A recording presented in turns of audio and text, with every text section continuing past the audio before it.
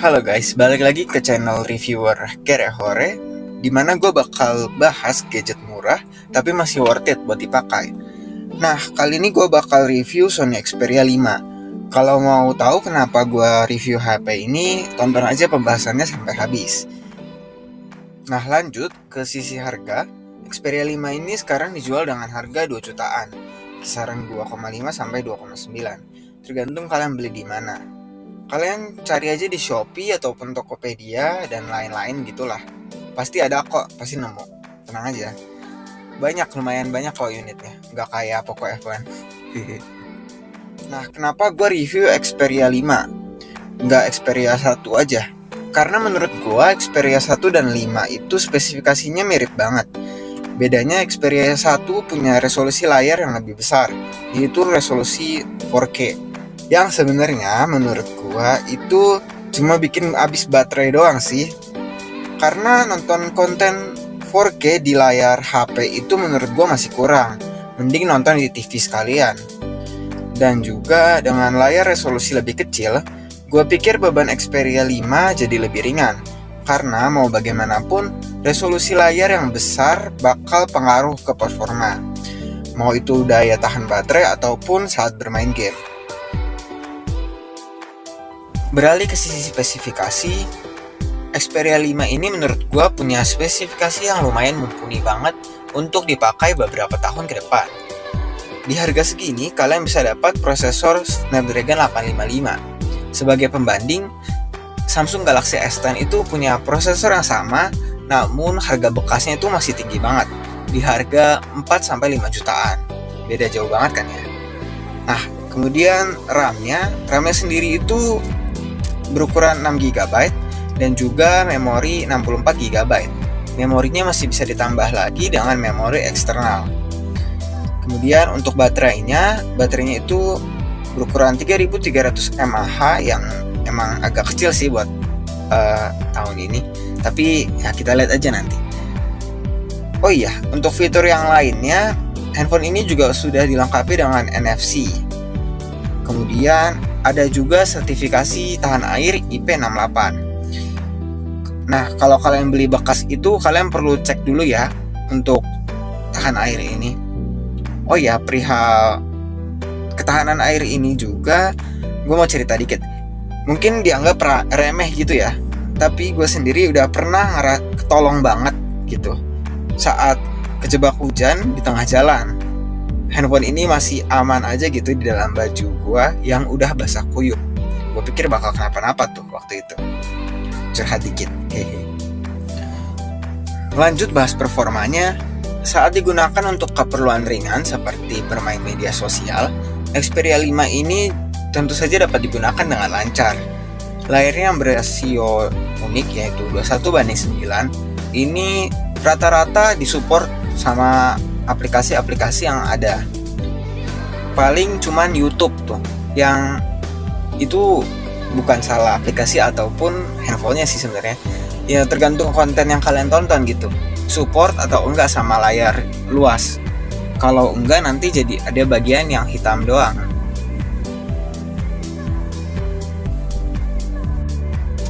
Lanjut ke pengetesan bermain game. Saat dipakai untuk bermain game Mobile Legends, game dapat berjalan dengan lancar dengan settingan full rata kanan. Mau main lagi santai ataupun lagi war besar, game pun dapat berjalan dengan lancar. Saat bermain game Mobile Legends ini juga tidak terasa panas yang berarti. Paling anget-anget aja lah, itu pun kalau kalian mainnya udah lama. Namun gak kerasa drop FPS kok saat bermain game ini. Jadi aman banget.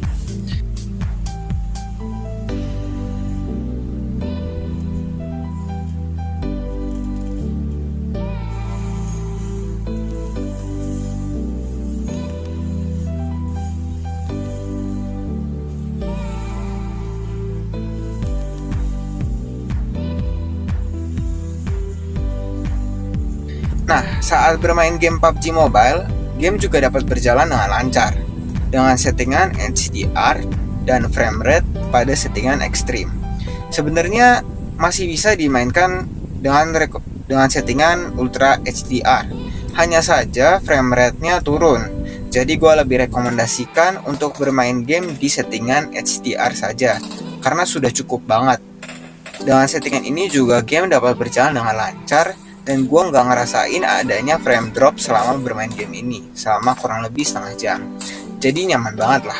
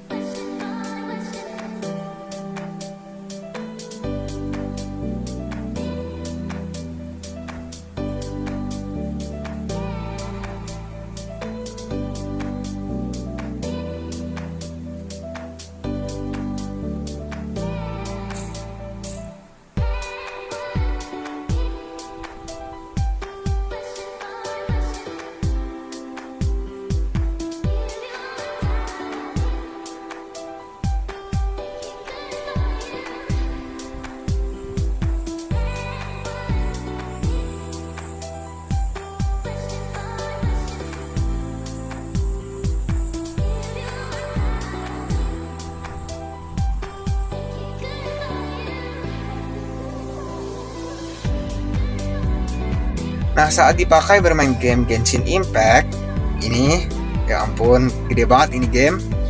Game dapat berjalan dengan lancar pada settingan grafis medium di 30 fps. Ini settingan defaultnya emang begini ya. Game awalnya dapat berjalan dengan lancar, namun saat suhu HP ini menjadi panas, mulai terasa frame drop saat bermain. Terutama pada saat berkelahi dengan monster-monster jelek aneh ini nih. Gue gak ngerti ini apaan. Namun gue ngerasa masih playable banget lah main Genshin Impact di handphone ini. Oh iya, gue sebenarnya nggak ngerti banget sih cara main Genshin Impact. Jadi maafkan ya kalau aneh. Hehe.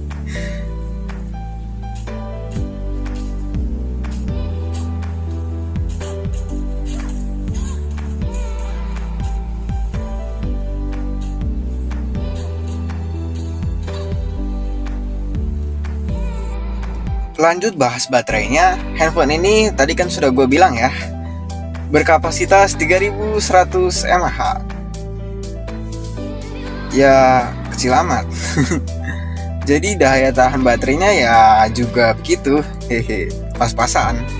Dengan pemakaian berat seperti bermain game Mobile Legends, PUBG, dan juga Genshin Impact yang lumayan intens, serta bermain sosial media dan juga penggunaan aplikasi lain-lainnya, handphone ini dapat bertahan selama 6 jam dengan screen on time selama 4 jam. Kalau pemakaiannya lebih ringan, mungkin bisa bertahan lebih lama ya. Maksudnya nggak main game maraton gitu ya, mungkin lebih lama lah. Gue sendiri sebenarnya nggak masalah dengan baterai yang kecil ini, karena performanya yang tadi udah gue bilang tuh bagus, jadi ya gue happy aja gitu. Lagian handphone ini juga udah support quick charge 3.0 dan juga 18 watt. Jadi mengisi daya hanya memerlukan waktu kurang lebih 1 jam lebih lah ya. Oh iya, disclaimer sedikit. Baterai health pada Xperia 5 yang gua review ini ada di kisaran 88 sampai 87%. Jadi kalau kalian beli unit dengan baterai health yang lebih baik, mungkin daya tahannya akan lebih awet. Seperti itu. Lanjut bahas kamera. Kamera utama pada handphone ini tuh ada 3. Yang tiga-tiganya beresolusi 12 megapiksel. Bedanya ada pada bukaan aperture-nya. Di lensa utamanya itu bukaan aperture-nya itu 1.6. Sedangkan di lensa ultra wide dan juga telefoto itu bukaan aperture-nya di 2.4. Nah, kamera di handphone ini juga sudah dilengkapi OIS dan juga gyro Ace. Menurut gua, hasil tangkapan kamera Xperia 5 ini masih mumpuni banget buat dipakai di tahun ini dan di beberapa tahun ke depan lah ya menurut gua. Ketiga kameranya sama-sama bagus saat mengambil gambar di kondisi yang cukup cahaya. Gak ada yang terlalu jomplang lah, maksudnya ya sama-sama bagus gitu, jadi Gak ada yang satu bagus, satu jelek gitu, enggak. Tiga-tiganya menurut gue lumayan bagus di kondisi cukup cahaya. Warnanya jelas, akurat, gambarnya masih detail, dan juga kontras rasio warnanya juga bagus. Nah, berikut adalah contoh hasil jepretan kamera Xperia 5. Kalian bisa nilai sendirilah.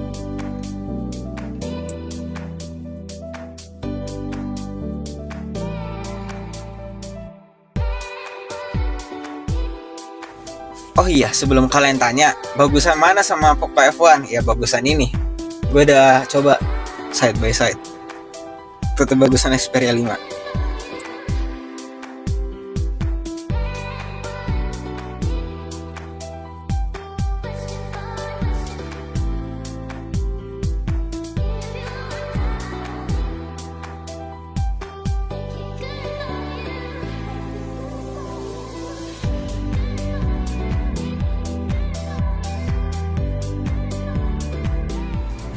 Nah, saat dipakai untuk memotret di kondisi minim cahaya, shutter speed kamera ini menjadi sangat lambat ya.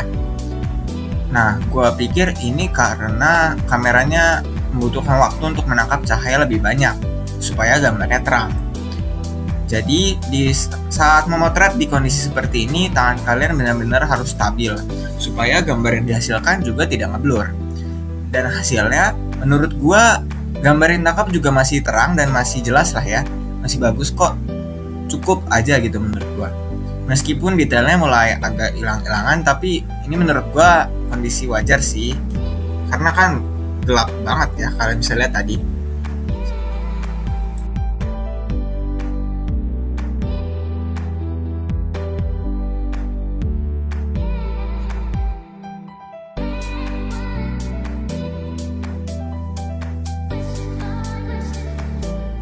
Di sisi perekaman, kamera utama Xperia 5 ini juga masih mumpuni banget.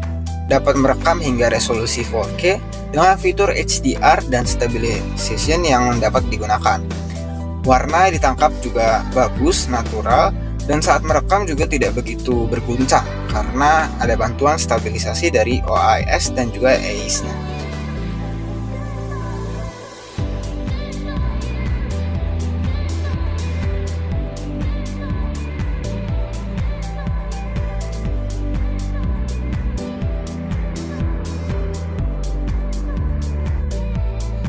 Nah, beralih ke kamera depan. Kamera depan Xperia 5 ini beresolusi 8 megapiksel dengan bukaan aperture 2.0. Yang menurut gua ya meskipun beresolusi 8 megapiksel, namun tangkapannya juga udah lumayan bagus kok.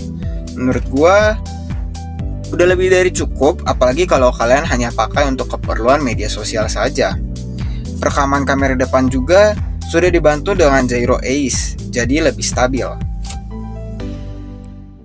Nah, ini gue lagi ngetes kamera depannya. Ini lagi sore-sore gitu sih. Cuacanya ya berawan gitu, tapi masih kelihatan lah langitnya. Cuma emang berawan banget sih. Dan juga apa lagi? Oh iya, kamera depannya tuh udah ada stabilizernya juga, tapi dia deket banget gitu jadinya. Dia mepet. Ini tangan gue udah sejauh banget ya, tapi dia mepet banget, serius. Jadi benar-benar harus kita muter balik aja ya. Ada anak bocah rame berisik nanti. Harus apa? Tangannya diselonjorin gitu loh baru bisa kelihatan jauh. Nah, kan dari tadi udah dibahas tuh panjang lebar, tapi kedengarannya kayak bagus semua gitu kan. Nah, sekarang kita bahas kekurangannya. Kekurangan handphone ini selain ada di baterainya yang kecil, itu sebenarnya minor-minor aja sih sebenarnya. Nah, salah satunya itu di bagian kamera depannya itu saat dipakai menggunakan untuk video call gitu melalui aplikasi Zoom ataupun Google Meet, kamera depannya tuh seperti menggunakan efek beautify gitu loh. Jadi mukanya jadi mulus banget dan juga jadi terang. Yang mana mungkin sebagian orang suka, tapi gue personally ngeliat ini kurang suka sih kalau ada efek seperti itu. Jadi kayak makeup gitu, ganjen banget. Padahal di aplikasi lain seperti Instagram Story gak ada efek kayak begini. Jadi cuman ada di aplikasi meeting conference gitu loh. Selain itu, kekurangan lainnya itu terdapat pada fingerprintnya. Xperia 5 ini sensor fingerprintnya tuh kecil banget ya. Ini di sisi samping, yang mana kalau tangan kita kegeser dikit aja langsung nggak terbaca. Remeh emang, tapi ribet kalau sedang buru-buru. Karena kalau salah beberapa kali, berarti kita harus buka dengan password. Malah jadi tambah lama deh. Solusinya harus mendaftarkan seluruh permukaan jari kalian dengan baik. Nggak boleh ada yang salah. Supaya saat kalian menyentuh fingerprint ini langsung terbuka dan nggak perlu salah-salah lagi. Atau ya kalian daftarkan jari kalian beberapa kali deh, isi semua permukaannya beberapa kali gitu. Ini bukan soal gue yang nggak bisa pakai fingerprint ya. Dari zaman iPhone 7, Xperia XZ1, Poco F1, cuma Xperia 5 ini doang nih yang fingerprintnya kadang-kadang agak ngerepotin gitu. Nah, terakhir kesimpulan, kalau kalian butuh handphone yang baterainya besar, mungkin handphone ini langsung kurang cocok untuk kalian. Namun kalau kalian nggak masalah atau bahkan udah terbiasa gitu, karena handphone kalian yang sebelumnya juga baterainya kecil atau nggak awet, handphone ini masih worth it banget buat dipakai. Hampir semua aspeknya lumayan bagus kecuali bagian baterai tadi. Dan ya nyaman aja gitu menurut gue pakai handphone ini. Gue sendiri menggunakan handphone ini jadi daily driver gue mulai dari sekarang. Gue nggak dibayar siapa-siapa dan penilaian di sini pure pendapat dari gue. Jangan lupa like dan subscribe biar gue makin semangat bikin videonya. Dan kalau kalian punya pendapat yang berbeda dari gue ataupun pertanyaan, bisa langsung komen di bawah ini. Gue usahain bakal jawab secepatnya. Makasih udah nonton. Sampai jumpa di video berikutnya.